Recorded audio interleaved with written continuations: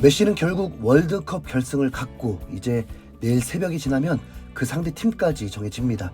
그리고 다음 주 월요일 0시에 예정된 결승전 경기를 마지막으로 카타르 월드컵은 끝나게 되죠.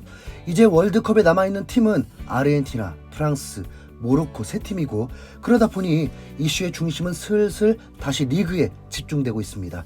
최근 해외 토트넘 커뮤니티에서는 손흥민에 대한 질문이 하나 올라왔는데요. 손흥민의 시즌 후반기 활약이 어떨 것 같아 라면서 리그 재개 후 손흥민의 폼이 어떨지 토트넘 팬들에게 묻는 글이었습니다. 토트넘 팬들의 입장에서 보면 손흥민은 지난 11월 2일 이후로 리그 경기에 출전하지 않았습니다. 그날 마르세유와의 경기에서 안면골절이라는 부상을 당해서 수술을 했다는 것까지만 알고 있겠죠. 그래서 월드컵에 관심이 없었다면 손흥민의 상태나 상황에 대해서 자세히 알지 못하고 있을 것입니다.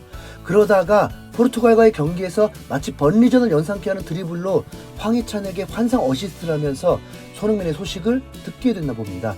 토트넘은 12월 26일 월요일에 브렌트포드전으로 리그를 재개하는데 이때까지 손흥민이 회복해서 잘 활약할 수 있겠냐고 물어본 거죠.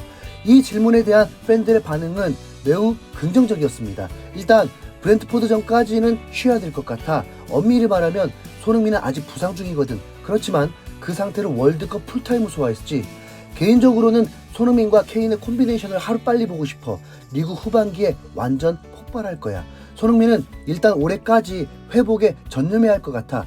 히샬리송이 나쁘지 않으니까 충분히 다 회복해서 나오면 분명 다시 살아날 거야. 앞으로 손흥민은 매경기 득점할 수도 있어. 물론 부상에서 완벽하게 회복해야겠지. 리그 후반기에 손흥민은 엄청날 거야. 분명 평균 이상의 활약을 할 거라고. 클루셉스키가 돌아왔기 때문에 손흥민 역시 살아나게 될 거야. 송케쿨 조합은 말해보해. 손흥민은 심각한 부상에도 불구하고 마스크를 끼고 월드컵을 잘 소화해냈죠. 하지만 분명 아쉬운 모습도 있었는데요. 그러다 보니 토트넘 팬들 역시 우선 손흥민의 완벽한 회복이 먼저라면서 건강을 먼저 챙기는 모습이었습니다. 그러면 분명히 손흥민은 리그 후반기에 지난 시즌 득점왕의 포스를 보여주면서 훌륭한 활약을 할 거라고 확신했습니다. 게다가 클루셉스키가 부활했기 때문에 손흥민과의 조합을 더 기대하게 됐죠. 토트넘은 최근 친선 경기를 했는데 선발로 나온 클루셉스키는 74분 동안 1득점 2도움으로 맹활약하면서 팀의 4대0 대승을 이끌었습니다.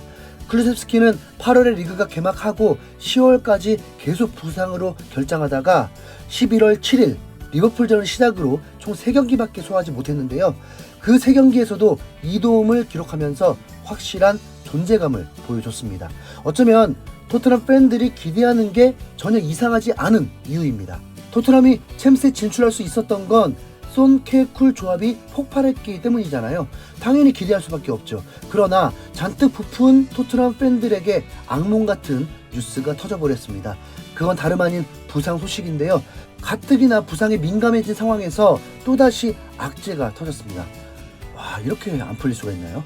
일단 부상 소식을 정리해주는 프리미어 인저리 사이트를 보면 현재 토트넘 부상자는 4명입니다. 벤탄쿠르, 히샬리송, 세세뇽, 벤 데이비스. 이 중에서 세세뇽은 지난 11월 노팅엄과의 카라바오컵 경기에서 다쳤고 나머지 3명은 모두 월드컵 도중에 부상을 당한 상태입니다. 벤탄쿠르는 지난 12월 2일에 조별리그 3차전이었던 가나전에서 근육이 찢어지는 부상을 당했고 벤 데이비스는 11월 29일에 잉글랜드에게 0대3으로 진 경기에서 근육 부상을 당했습니다.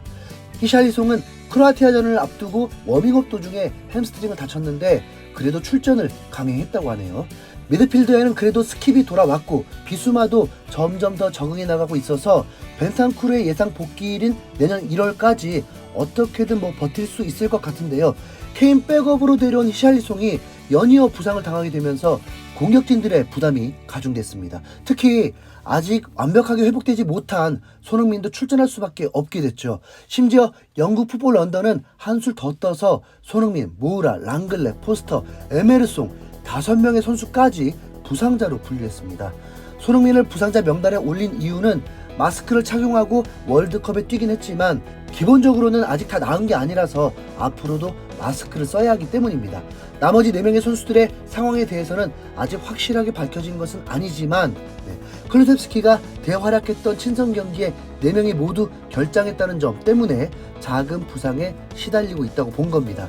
12월 22일에는 니스와의 친선 경기, 12월 26일 박싱데이에는 브렌트포드전, 1월에는 FA컵 경기를 포함해서 총 6경기를 치러야 하는 토트넘에게 무려 9명의 부상자가 생겼다는 사실은 매우 부정적인 소식입니다. 게다가 월드컵에서 부상을 당한 3명은 재활에 한 달 이상이 걸린다고 하니 콘테 감독은 정말 골치가 아프겠죠.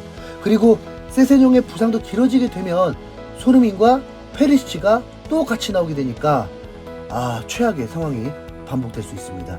그나마 다행인 건 도어티가 최근 왼쪽이 아닌 오른쪽 윙백으로 뛰면서 2골이나 넣었다는 점인데요.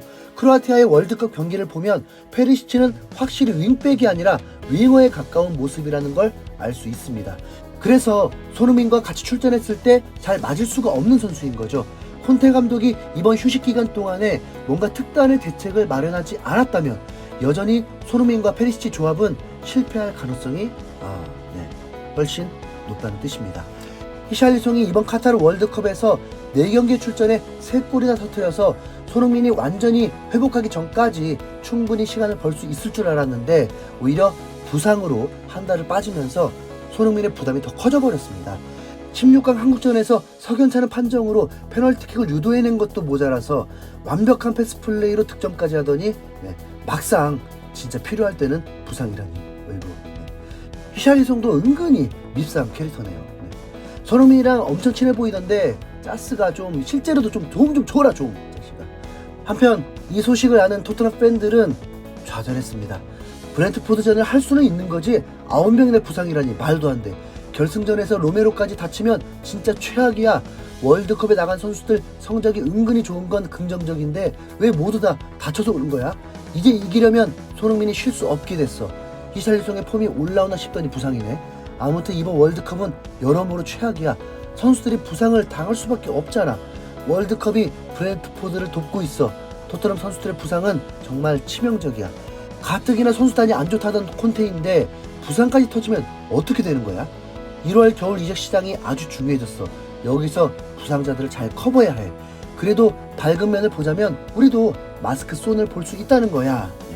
개인적으로 손흥민이 올해까지는 쉬면서 완벽하게 회복하기를 바라고 있었는데 돌아가는 상황이 심상치 않네요.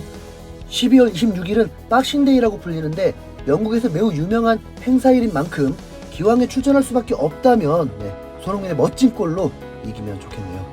손케쿨 조합이 다시 한번 폭발하길 기대해 보도록 하겠습니다. 이상 흰수염고리였습니다. 감사합니다.